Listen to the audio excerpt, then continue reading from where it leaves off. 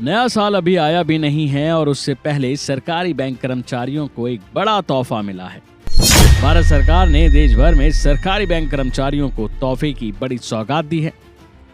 Workers की salary में इजाफा करने को लेकर आज अहम फैसला लिया गया है। इंडियन बैंक एसोसिएशन यानी आईबीए और यूनियनों की सरकारी कर्मचारियों के वेतन में बढ़ोतरी के समझौते पर यह फैसला लिया है। ये बढ़ोतरी 1 नवंबर 2022 से पेंडिंग भी और इसके लिए एक एमओयू भी साइन किया गया है। इससे 8.5 लाख बैंक कर्मचारियों के लिए राहत की खबर है, खुशखबरी है और पेंशनर्स की लंबे समय से पेंशन रिवीजन की मांग पूरी होती दिखाई दे रही है। बता दें कि बैठक में वेतन में 17% बढ़ोतरी को लेकर आईबीए के साथ समझौते के बाद पेंशन रिवीजन पर भी बात बनी।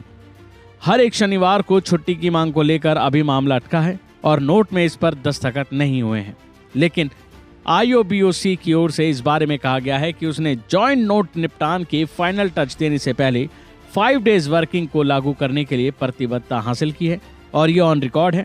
एआईबीओसी ने खास तौर से 5 डेज वर्किंग और पेंशनर्स के लिए राहत पर आईबीए के आश्वासन पर विचार करते हुए एक समझौते पर सहमति जताई।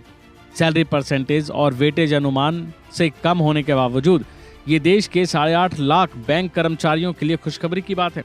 जाहिर है कि all India bank officers confederation ने इस खुशखबरी की जानकारी दी कि एआईबीओसी की ओर से अध्यक्ष कॉमरेड बालाचंद्र पीएम के साथ सिग्नेचर किए गए हैं और जॉइंट नोट को अंतिम रूप देने से पहले किसी भी बचे मुद्दे के लिए चर्चा होगी। लेकिन पेंशनर्स के लिए एक अच्छी खबर है, क्योंकि अब उन्हें लंबे समय से इंतजार के बाद अनुग्रह राशि हासिल होगी, यानी पेंशन रिवीजन होगा।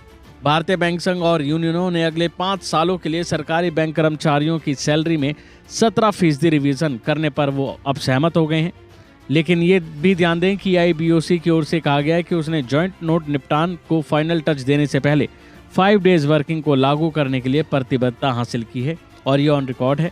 ये देश के 8.5 लाख बैंक कर्मचारियों के लिए खुशी की बात है। बताया जा रहा है कि 1 नवंबर 2022 से 17% वेतन में बढ़ोतरी लागू होगी।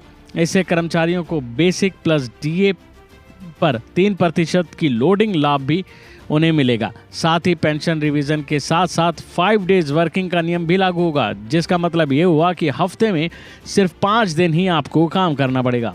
ये मामला अब केंद्रीय वित्त मंत्रालय के पास है।